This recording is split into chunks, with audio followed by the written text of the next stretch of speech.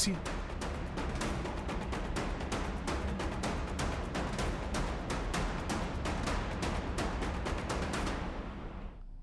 नमस्कार, मैं हूं मनोज वर्मा और आप देख रहे हैं अनादि टीवी का खास कार्यक्रम सत्ता का फाइनल।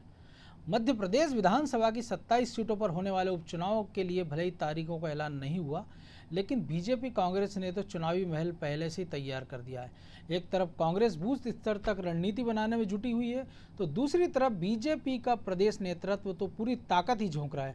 साथ में अब केंद्रीय नेतृत्व भी एक्टिव हो गया है।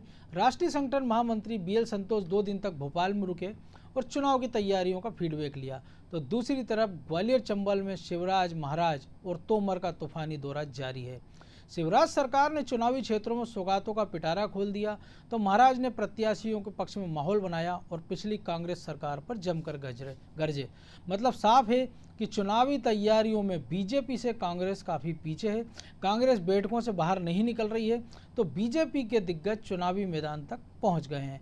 तो आज हम सत्ता के फाइनल में इसी मुद्दे पर बात करेंगे, लेकिन उसके पहले देखिए हमारी ये खास रिपोर्ट। मध्य प्रदेश में उपचुनाव की आहट के बीच बीजेपी कांग्रेस ने कमर कस ली है। 27 विधानसभा सीटों पर होने वाले उपचुनाव में खास तौर पर ग्वालियर चंबल संभाग की 16 सीटों पर बीजेपी कांग्रेस दोनों की नजर है। ये वो सीटें हैं जिसकी वजह से कांग्रेस की सरकार गई और बीजेपी की सरकार बनी, इसलिए दोनों ही पार्टियां यहां अपनी पूरी ताकत झोंक रही हैं। पूर्व सीएम कमलनाथ दिल्ली में बैठक कर 27 सीटों की कुंडली तैयार कर रहे हैं। उपचुनाव में जीत के लिए कांग्रेस ने बूथवार रणनीति भी तैयार की है, लेकिन फिर भी बीजेपी चुनावी अभियान में कांग्रेस से काफी आगे नजर आ रही है। उपचुनाव को लेकर एक तरफ बीजेपी का केंद्रीय नेतृत्व भी एक्टिव हो गया है, तो दूसरी तरफ प्रदेश के दिग्गज नेता भी एड़ी चोटी का जोर लगा रहे हैं। पार्टी के नाराज नेताओं को मनाने की कवायद के बीच भोपाल दौरे पर आए राष्ट्रीय संगठन महामंत्री BL संतोष ने तो मंत्रियों से दो टूक यह तक कह दिया कि जिताने पर सम्मान और हारने पर गाज गिरेगी। BL संतोष 2 दिनों तक भोपाल दौरे पर थे। इस दौरान विभिन्न मोर्चों की और विभिन्न चुनाव से संबंधित इकाइयों और पदाधिकारियों से BL संतोष ने बात की और फीडबैक लिया। वहीं दूसरी ओर BL संतोष के दौरे को लेकर यह सवाल खड़े किए जा रहे हैं कि केंद्र और राज्य की भाजपा में संवादहीनता है, जिसका जवाब प्रदेश अध्यक्ष VD शर्मा ने खुद दिया। इसमें कोई संवादहीनता नहीं होती है। भारतीय जनता पार्टी की कार्य पद्धति है कि हम संवादहीनता कभी होने नहीं देते।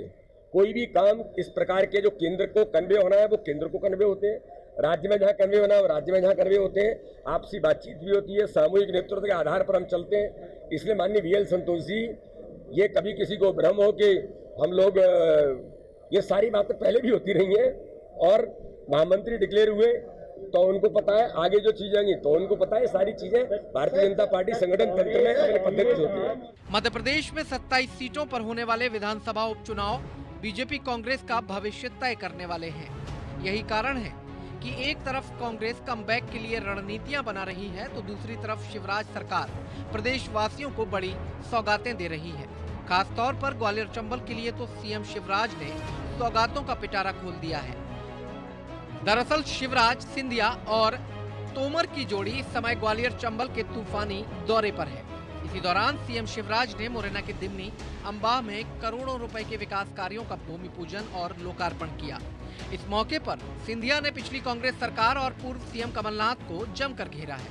20 महीने पहले एक सरकार बनी थी, जिसकी जिज्ञासा हम सबको थी। एक विकासशील सरकार बनेगी, एक प्रगतिशील सरकार बनेगी,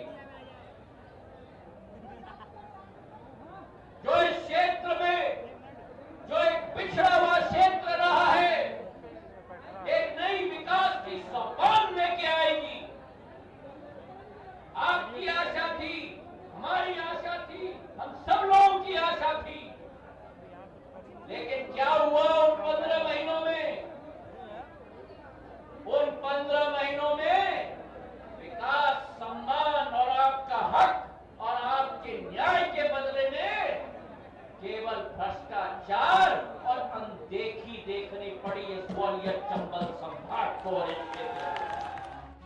मुरैना में अकेले सिंधिया ही नहीं गरजे। सीएम शिवराज और केंद्रीय मंत्री नरेंद्र सिंह तोमर ने भी कांग्रेस पर जमकर भड़ास निकाली। इस दौरान सीएम शिवराज ने कई घोषणाएं तो की, इसके साथ ही कांग्रेस की पिछली सरकार को भी नहीं बख्शा। लूट लिया पूरे मध्य प्रदेश को, 2 आदमी बाहर बैठे रहते थे। सुबह लोग कहते हैं कि खाली बोरा लाते थे, शाम को भर के सिर के ले जाते थे। कमलनाथ, तो कमलनाथ नहीं है, बोरानाथ हो गए, बोरानाथ। अपने अलावा दोनों को कुछ नहीं दिखा। कोरोना से निपटने, इलाज की व्यवस्था करने एक बैठक नहीं की कमलनाथ से। मैं तो 4-5-6 महीने से लगातार कर रहा हूं। कोरोना को भी नियंत्रित किया है, लेकिन मेरे किसान भाइयों, गरीब भाइयों, नौजवान बेटे बेटियों, आपके लिए भी कोई कसर नहीं छोड़ी है। और सुनो रे मेरे दिल्ली के नौजवान, बहुत जल्दी सरकारी नौकरियों में भर्ती का अभियान प्रारंभ होने वाला है। हम नौजवानों को दिल्ली विधानसभा क्षेत्र के लोग साक्षी हैं। शिवराज सिंह चौहान ने उस जमाने में भी विकास की कोई कसर आपके इस क्षेत्र में नहीं छोड़ी थी, लेकिन बीच में कांग्रेस की सरकार बनी, विकास का पहिया थम गया था। लेकिन मुझे कहते हुए प्रसन्नता है, जो परिस्थिति बीच में आई, उस परिस्थिति से त्रस्त होकर माननीय श्री ज्योतिरादित्य सिंधिया ने करवट ली और एक निर्णय किया। उस निर्णय के परिणाम स्वरूप आज शिवराज सिंह चौहान फिर से मध्य प्रदेश के मुख्यमंत्री बन गए। उपचुनाव की तैयारियों में तो कांग्रेस भी जुटी है, लेकिन जिस स्तर से कांग्रेस तैयारी कर रही है वह समझ से परे है। लेकिन यह बात सही है कि कांग्रेस के नेता अपने बयानों से तीर छोड़ना नहीं चूक रहे। कांग्रेस ने ग्वालियर चंबल में बीजेपी के दिग्गजों के तूफानी दौरे पर भी तंज कसा है। शिवराज सिंह चौहान और ज्योतिरादित्य सिंधिया जो चुनावी सभाएं कर रहे हैं, तो लगता है कि चुनाव आ गए हैं। ये फर्जी जनसेवक, जब ग्वालियर संभाग के लोगों को जरूरत थी तब तो दिल्ली के बिल में छुप के बैठे हुए थे। और ये घोषणावीर मामा तो लगातार पिछले कार्यकाल में भी 23,000 से अधिक घोषणाएं करी थी, और अभी लगभग 5 महीने में 2,000 से अधिक घोषणाएं हो गई। और निरंतर जहां मध्य प्रदेश में उपचुनाव होना है, वहां के लिए तो ये लोग चांद और तारे तोड़ने लाने की बातें करेंगे। भले ही अभी उपचुनाव की तारीखों का ऐलान नहीं हुआ हो, लेकिन बीजेपी कांग्रेस ने अपने स्तर पर तैयारियां तेज कर दी हैं। खासतौर पर बीजेपी की साख दांव पर है, इसलिए केंद्र से लेकर प्रदेश स्तर तक के नेताओं ने मैदान संभाल लिया है। लेकिन यह तो समय के साथ ही पता चलेगा कि 27 सीटों पर होने वाले उपचुनाव में कौन बाजी मारेगा। ब्यूरो रिपोर्ट, अनादि टीवी। तो इस विषय पर और अधिक चर्चा करने के लिए हमारे साथ स्टूडियो से जुड़ गए हैं अनादि टीवी के एडिटर इन चीफ प्रकाश भटनागर और एसोसिएट एडिटर प्रभु पटेरिया। प्रकाश जी, सबसे पहले आपके पास ही कि 2 दिन की मैराथन बैठ के BL संतोष ने की, कल भी हमने इस बात की थी, संघ से फीडबैक भी लिया, और जिस प्रकार से आज तूफानी दौरे तीनों नेताओं ने ग्वालियर चंबल में किए हैं, शिवराज सिंह चौहान, नरेंद्र सिंह तोमर, ज्योतिरादित्य सिंधिया। पिछले हमने देखा था कि बंटा ढार एक नया नारा आया था 2003 में, उसको बीजेपी ने 2018 के चुनाव तक केस किया। आज शिवराज जी ने एक नया नारा दिया है, बोरानाथ। इसके साथ ही जो कांग्रेस के मुद्दे हो सकते थे, युवाओं को रोजगार की बात, उन्होंने कहा कि पुलिस में भर्ती और बाकी रोजगार दिए जाएंगे युवाओं को, विकास कार्यों की भी बात की है। और जिस प्रकार से तीखे तेवर दिखाए हैं, तो ये मान लिया जाए कि बीजेपी अपना चुनावी एजेंडा आज के बाद से सेट कर चुकी है, और निशाने पर फिर से कमलनाथ और दिग्विजय सिंह की जोड़ी होगी, और नए नए उपनाम, व्याख्याएं, अलंकरण, विश्लेषण हमको आगे देखने को मिलेंगे। मनोज, बीजेपी एक तरह से जुनूनी अंदाज में चुनाव लड़ती है, हम ये लगातार देखते आ रहे हैं। तो इस बार ये 1-2 उपचुनाव नहीं है, पूरे 27 उपचुनाव हैं, जो मध्य प्रदेश में सत्ता की स्थिरता को बताएंगे कि सरकार स्थिर रहेगी, मजबूत होगी या कमज़ोर रहेगी। तो मुझे लगता है कि असल में ये यहाँ पर ये जो चुनाव है 27 सीटों के, पार्टी की प्रतिष्ठा से ज़्यादा जुड़े हैं। ना तो शिवराज सिंह चौहान की प्रतिष्ठा दांव पर है, ना ज्योतिरादित्य सिंधिया की या नरेंद्र सिंह तोमर की। प्रतिष्ठा भारतीय जनता पार्टी की दांव पर है। 27 सीटों पर दल बदल हुआ है, और उस दल बदल को जस्टिफाई करने का तरीका यही है कि भारतीय जनता पार्टी अधिकतर सीटों पर चुनाव जीते। हमने कर्नाटक के अंदर देखा था, वहाँ पर 17 लोगों ने इस्तीफे दिए थे बिल्कुल। और वो 17 में से 16 लोग चुनाव जीते थे। तो मुझे लगता है कि ये चुनाव जिस तरह से BL संतोष यहाँ पर आए, पार्टी के संगठन महामंत्री हैं वो, और अध्यक्ष के बराबर पावरफुल होता है संगठन महामंत्री भारतीय जनता पार्टी में, तो उनका दौरा यहाँ पर आना, मंत्रियों से बहुत स्पष्ट अंदाज में बातचीत करना कि अगर आपकी परफॉर्मेंस इन चुनावों में जो आपको जिम्मेदारी दी गई है वो यदि आप उस पर खरे उतरेंगे तो ही आपकी परफॉर्मेंस आंकी जाएगी। तो एक बहुत स्पष्ट सा मैसेज दिया है, क्योंकि न तो किसी असंतोष की बीजेपी में गुंजाइश है इस समय, तो जो असंतोष व्यक्त करेगा उसको भी नुकसान होगा, क्योंकि पार्टी ने इसे अपनी प्रतिष्ठा से जोड़ के चुनाव लड़ रही है। बिल्कुल। तो ये एक बहुत बड़ी बात है, और मुझे लगता है कि कांग्रेस में हम देखेंगे, गौर करेंगे तो चुनाव कमलनाथ की प्रतिष्ठा से जुड़ा हुआ है। निश्चित तौर पर वहाँ कांग्रेस की प्रतिष्ठा दाव पर नहीं, वहाँ कमलनाथ की प्रतिष्ठा दाव पर है, और यहाँ पर भारतीय जनता पार्टी की प्रतिष्ठा दाव पर। ये बहुत बड़ा अंतर है प्रभु जी, बड़ा अंतर भी है प्रतिष्ठा दाव पर भी। और सिंधिया ने भी आज एक महत्वपूर्ण बात कही, जो पिछली सरकार में जब उन्होंने कहा था कि मैं सड़क पर उतर जाऊंगा, और उनसे कहा गया था कि आप सड़क पर उतर जाइए, सरकार चलेगी। आज भी उन्होंने एक भरोसा जगाने के लिए कहा है कि अगर वो वादे जो हमने किए हैं आपसे या इस सरकार ने किए, अगर वो पूरे नहीं होंगे तो मैं झंडा लेकर सड़क पर उतर जाऊँगा। दोनों में क्या अंतर आपको लगता है? पिछली बार का जब सड़क पर उतर जाऊंगा, इस बार कहा है झंडा लेकर उतर जाऊंगा। झंडा तो हालांकि उन्होंने बीजेपी का थाम ही लिया है, लेकिन इसको ये माने कि चेतावनी के तौर पर देखें, या वो भरोसा दिलाना चाह रहे हैं अपने कार्यकर्ताओं को, वोटरों को, कि अन्याय आपके साथ नहीं होगा। और कांग्रेस ही जो उन पर आरोप लगाते रहे कि वो बीजेपी में जाकर बीजेपी की भाषा बोल रहे हैं, और जब कांग्रेस में रहते जो वादे पूरे किए थे उस पर एक शब्द नहीं बोल रहे हैं, तो उसका इसको जवाब माना जाए। देखिए मनोज जी, ज्योतिरादित्य सिंधिया का जो विश्वास या उनकी जो साख है वो उसी शब्द से जुड़ी है, मैं सड़क पर उतर जाऊंगा। उनके यही कहने पर कांग्रेस की सरकार गिर गई थी कमलनाथ की। सिंधिया ने जिस बात को लेकर कहा था, जिनकी भर्तियों के मामला था, उनकी भर्तियां नियुक्तियां अभी तक शुरू नहीं हुई हैं। वो लोग कई बार इसके बाद सिंधिया तक जा चुके हैं कि साहब वो आपने हमको लेकर सड़क पर उतरने की बात की थी और वो वादा अभी तक पूरा नहीं हुआ, भारतीय जनता पार्टी में आ गए। कांग्रेस भी ये सवाल उठा रही है, तो लगातार सिंधिया कटघरे में आप आ गए हैं कि भाई उनने जो वादा किया था, जिस मुद्दे पर सरकार गिरा दी एक प्रदेश की, और वही वादा उनका पूरा नहीं हो रहा है, तो उसको लेकर भरोसा दिलाने की कोशिश है सिंधिया की। और स्वाभाविक तौर पर वो कह रहे हैं कि अब चूंकि राजनेता एक ही बात को बार बार कहें तो असर नहीं होता है, कुछ नए अंदाज में कहना है, नए दल में है, तो उन्होंने कहा झंडा लेकर उतर जाऊंगा। तो स्वाभाविक तौर पर भारतीय जनता पार्टी के बैनर तले वो कह रहे हैं कि वो सड़क पर उतार कर संघर्ष करूंगा। और इसका आशय ये है कि वो सरकार के खिलाफ संघर्ष नहीं करेंगे, वो संघर्ष करेंगे जमीनी मुद्दों को लेकर, जनता से जुड़ी बातों को लेकर एक अलग जगाएंगे और सरकार से उस पर हल लेकर आएंगे और कहेंगे देखो मैंने आवाज़ उठाई और शिवराज सरकार ने हमारा जो मांग है उसको सुन लिया, उसको पूरा कर दिया। लेकिन मूल सवाल जो है जहां से ये शुरू हुआ था वो मुद्दा आज भी जिंदा है। जिन लोगों के लिए छतरपुर का घटना थी, वो छतरपुर जिले की जिन लोगों की भर्तियों से जुड़ा हुआ मामला था, वो भर्तियां अभी तक पूरी नहीं हो पाई। बिल्कुल, शिवराज सिंह चौहान आज भी कह रहे हैं कि नौकरियां हम शुरू करने वाले हैं, नई भर्तियां देंगे, शुरू कर रहे हैं, प्रदेश में नौकरियां देंगे। लेकिन नौकरियां देंगे कैसे, सवाल ये है।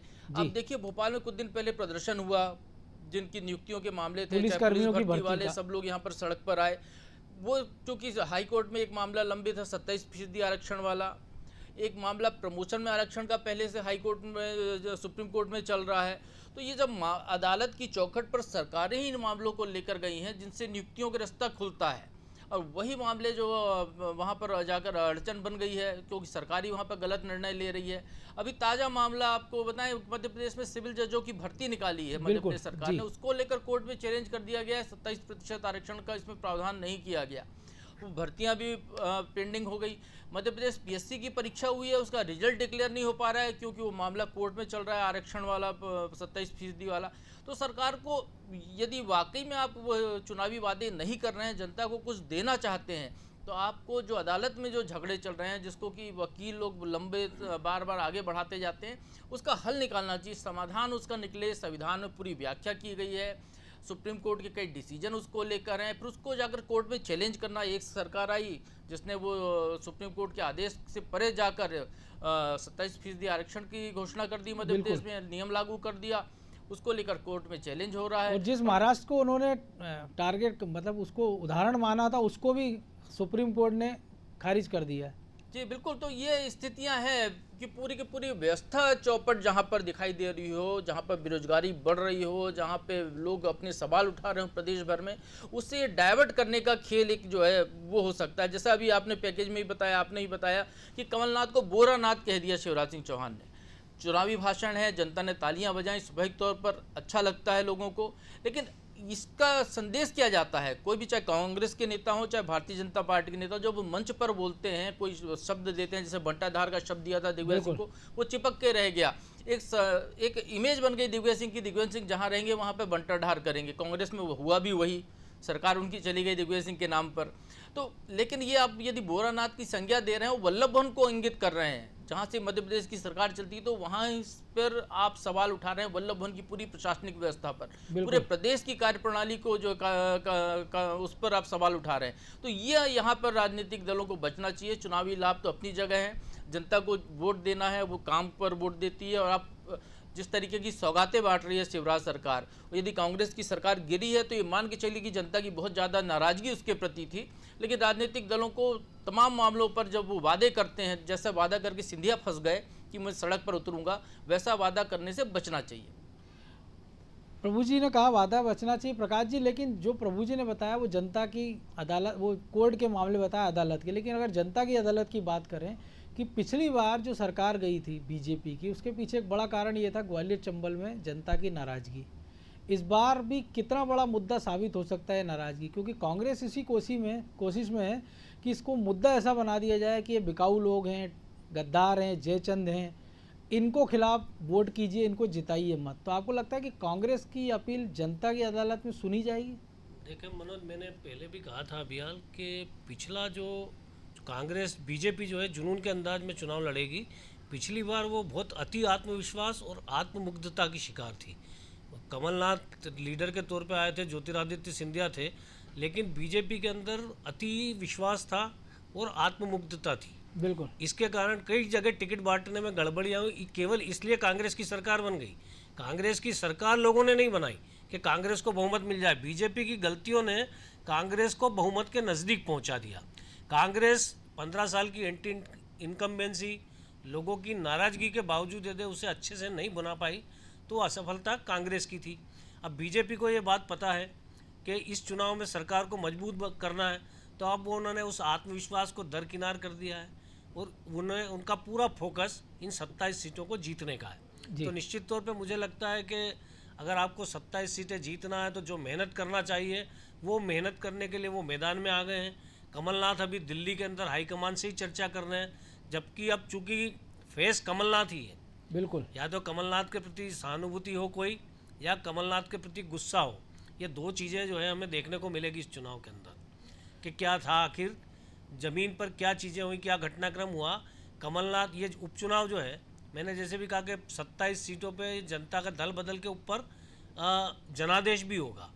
तो कमलनाथ फेस के तौर पे शिवराज सिंह और सिंधिया के सामने कितना खरा उतर पाएंगे, एक बहुत बड़ा कठिन टास्क कांग्रेस के सामने है। तो इसलिए मुझे लगता है मनोज कि बीजेपी के लिए फ़िलहाल रास्ता आसान है।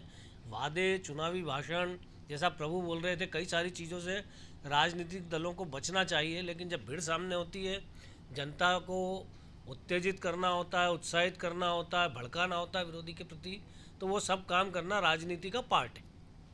मतलब जनता उसके मजे ले, एंजॉय करे, उसको गंभीरता से ना ले ना, मजे ले, एंजॉय करे, और उसी एंजॉय के आधार पे तो फिर वो वोट दे देती है। बिल्कुल, क्योंकि बहुत सारे असली मुद्दे तो चुनाव में दरकिनार हो जाते हैं। अभी जब चुनाव आएगा तब हमें पता ही नहीं चलेगा कि असली मुद्दा क्या था चुनाव का। बिल्कुल। प्रभु जी, भटनागर जी ने बात की थी जनता की नाराज़गी की, और 2 दिन का जो हम बात कर रहे थे, कल भी हमने इस पर बात की थी जब BL संतोष आए थे, कि जो नेताओं की नाराज़गी है वो, क्या आपको लगता है कि वो जनता की नाराज़गी से ज़्यादा भारी पड़ सकती है? और जो ये 2 दिन की जो बैठकें हुई है बीजेपी में, जो BL संतोष आए हैं, सारी चीज़ें उन्होंने फीडबैक लिया, मंत्रियों से बात की, प्रदेश अध्यक्ष से, मुख्यमंत्री से, संघ कार्यालय भी आज वो गए, 1.5 घंटा रुके। तो निश्चित तौर पर चुनावी जमावट पर बात हुई होगी, हालात पर बात हुई होगी। तो अब ये मान लिया जाएगा कि जो बीजेपी की एक बड़ी समस्या थी, उसके नेताओं की नाराज़गी, जो कि गाहे बेगाहे सामने उभर कर आ रही थी, इक्का दुक्का ही सही लेकिन निकल के आ रही थी, वो पूरी तरह से थम जाएगी, और वो सारे नाराज़ लोग जो संगठन चाह रहा है, जो सरकार चाह रही, उस दिशा में काम करेंगे और उनके जो प्रत्याशी उसकी राह आसान करेंगे। देखिए मनोज जी, सबसे बड़ी बात यह है कि जो नाराज लोग थे उनको मनाने की कवायद भारतीय जनता पार्टी ने की है। जब राष्ट्रीय संगठन महामंत्री यहाँ पर मौजूद रहे, उनसे उन्हें यदि चर्चा की है तो इसका मतलब है कि कुछ ना कुछ वो उनके नाराज़गी को दूर करने का रास्ता निकालने के उपाय बताकर गए होंगे।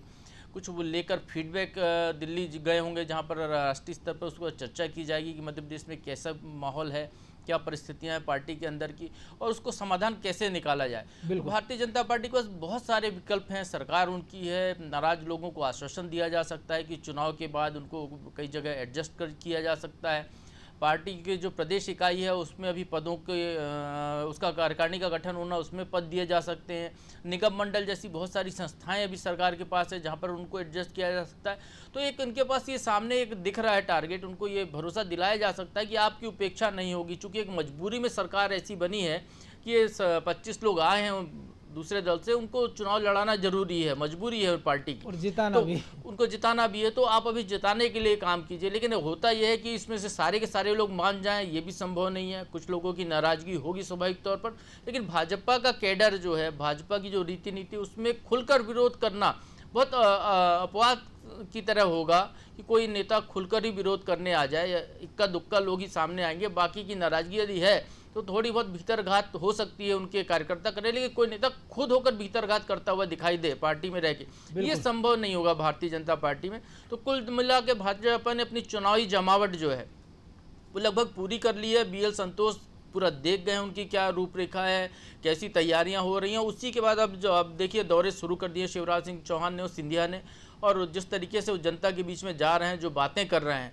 तो उससे लग रहा है कि भारतीय जनता पार्टी अपना जो लक्ष्य है उनका उसको हासिल कर सकती है। और जैसा भटनागर जी ने कहा कि जो दल बदल है उस पर ये मैंडेट है। ये उपचुनाव साबित करेगा कि कमलनाथ का जो चेहरा था, जो मुख्यमंत्री कमलनाथ थे या जो PCC चीफ कमलनाथ है, जनता उस पर भरोसा करती है या विपक्ष के नेता कमलनाथ पर जनता भरोसा करती है। तो ये उपचुनाव तय करेंगे कमलनाथ की भूमिका क्या होगी।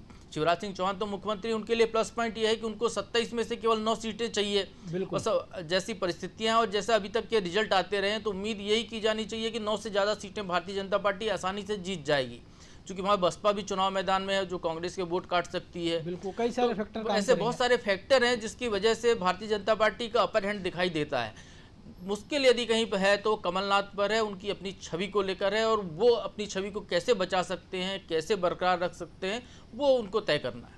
छवि की बात की भटनागर जी प्रभु जी ने, और ये भी बताया कि बीजेपी केडर और लीडर की जो बात की है, लेकिन कांग्रेस के साथ अगर जाएं कि खोना भी कमलनाथ को, पाना भी कमलनाथ को, तो क्या मान लिया जाए कि इस राह में अकेले कमलनाथ जाएंगे, या 2018 में जैसे उन्होंने बाकी नेताओं को अपने साथ जोड़ लिया था, अलग अलग नेताओं को अलग अलग भूमिका दी थी और लगभग सभी ने अपना अपना काम जितना वो कर सकते थे उसको किया था। लेकिन अब लग रहा है क्या कि जब सारे नेताओं को ये लग रहा होगा कि जब कमलनाथ को ही सब कुछ होना है, नेता प्रतिपक्ष भी, अध्यक्ष भी, और भावी मुख्यमंत्री भी और पूर्व मुख्यमंत्री भी, तो उनकी भूमिका क्या देखते हैं आप? देखिए, यदि कमलनाथ सत्ता दिलाने में सक्षम हो तो कांग्रेस के सारे नेता मनोज कमलनाथ के साथ निश्चित तौर पे होंगे। और अभी इस समय कमलनाथ के अलावा दूसरा और कोई रास्ता कांग्रेस के, जो मध्य प्रदेश में कांग्रेस की लीडरशिप है उसमें कोई और ऐसा व्यक्ति नहीं है। दिग्विजय सिंह की हम बात करेंगे तो दिग्विजय सिंह का जिन क्षेत्रों में सबसे ज़्यादा चुनाव है ग्वालियर चंबल संभाग में, बिल्कुल, तो अगर थोड़ा बहुत असर कांग्रेस के किसी नेता का है तो दिग्विजय सिंह का है। वो थोड़ा बहुत मैं इसलिए कह रहा हूँ क्योंकि वहाँ पर अधिकतर समय, मतलब पिछले 4 दशक में सिंधिया राज घराना कांग्रेस पर हावी रहा है। और जो इस तादाद में दल बदल हुआ है, अभी हमने देखा था जब सिंधिया गए थे कई सारे लोगों को, तो सिंधिया समर्थक कांग्रेस के सदस्य हों चाहे ना हो, लेकिन सिंधिया के जितने समर्थक थे वो निश्चित तौर पर सिंधिया के साथ आज की तारीख में बीजेपी के साथ खड़े हैं। अब अगर बीजेपी में कोई थोड़ा बहुत असंतोष है भी तो जो कांग्रेस से आया हुआ है वो उसको बैलेंस करेगा, क्योंकि उसके जो कांग्रेसी समर्थक है वो सब उसके साथ आज की तारीख में बीजेपी में। बिल्कुल। और अगर बीजेपी में कोई असंतोष, लोकल स्तर पे कहीं कहीं अलग अलग समीकरण बनते हैं निश्चित तौर पे, और उसमें घात प्रतिघात राजनीति का एक हिस्सा है, तो वो होता ही है, हर दल के अंदर होता है, बीजेपी में भी होता होगा। लेकिन बीजेपी में एक कंट्रोल सिस्टम है, एक डर सामने वाले कार्यकर्ता के मन में है जो पार्टी की रीति नीति में डला है, तो उसे पता है कि पार्टी का अनुशासन क्या है। और दूसरी बात कि भारतीय जनता पार्टी जिस हिसाब से अपना विस्तार करती जा रही लगातार, और हर एक को अपने में समाहित करने की कोशिश कर रही है, क्योंकि अब आप केंद्र की सत्ता में आ गए हो, देश का सबसे बड़ा दल हो, तो उनका सीधा सीधा एक संदेश यही है कि जिसको भी विरोध की बजाय जिसे भी काम करना हो हमारे साथ आ जाए। तो हर दल के उस पार्टी के नेताओं को अपने आप में समाहित करने की कोशिश कर रहे हैं। तो मुझे लगता है कि ये बदलाव बीजेपी में भी आया है, तो ज़्यादा दिक्कत बीजेपी को नहीं होगी। बिल्कुल निश्चित तौर पर, और जो समय अब इजाज़त नहीं दे रहा है तो इस चर्चा को हम यहीं विराम देंगे। तो निश्चित तौर पर कांग्रेस और बीजेपी की जो तैयारियां हैं उसमें जैसा प्रभु जी ने भी बताया और विश्लेषण के साथ बताया, और भटनागर जी ने भी, कि हाल फिलहाल बीजेपी इस तैयारियों में कोसों दूर है, क्योंकि कांग्रेस के सामने दिक्कत यही है, उनका चेहरा भी तय है, उनका लीडर भी तय है, लेकिन उस लीडरशिप के पीछे जो बाकी नेता हैं वो साथ अभी चलते नज़र आ नहीं रहे हैं। और दूसरी बात, अगर बात करें बीजेपी की, तो उनके पास लीडर भी है, काडर भी है, और एक युवा चेहरा भी साथ जुड़ गया, और अनुभवी नरेंद्र सिंह तोमर हैं और युवा जोश बीडी शर्मा। तो ये सारा कॉम्बिनेशन ऐसा बन गया है कि जिसके सहारे वो अपनी राजनीति की राह पर सड़क पर तेज़ी से दौड़ती जा रही है। उम्मीदवारों का चयन भी लगभग हो ही चुका है, क्योंकि जो लोग कांग्रेस से छोड़कर बीजेपी के साथ आए, 2-1 सीटों पर छोड़ दिया जाए तो सारा उम्मीदवार तय हैं। विकास कार्यों की झड़ी आज लगा दी गई है और मैसेज देने की कोशिश की गई है कि ये इसको जस्टिफाई करने की कोशिश की जा रही है इसके माध्यम से कि ये वो कारण थे कि विकास को लेकर अनसुनी की जा रही थी, जनप्रतिनिधियों की सुनवाई नहीं होती थी, और इसके कारण कांग्रेस को छोड़कर बीजेपी में गए हैं। और बीजेपी में जाने के बाद ये देखिए हम क्षेत्र में कितनी सौगातें दिलाई हैं। लेकिन अभी जनता की अदालत में तय हुआ कि जनता किसके साथ गई, और जैसा भटनागर जी ने भी कहा कि एक जनादेश होगा कि दल बदलुओं के खिलाफ जनता गई है या दल बदलुओं के साथ गई है। तो सत्ता के फाइनल में आज इतना ही। मुझे दीजिए इजाज़त और आप देखते रहिए आनादि टीवी। नमस्कार।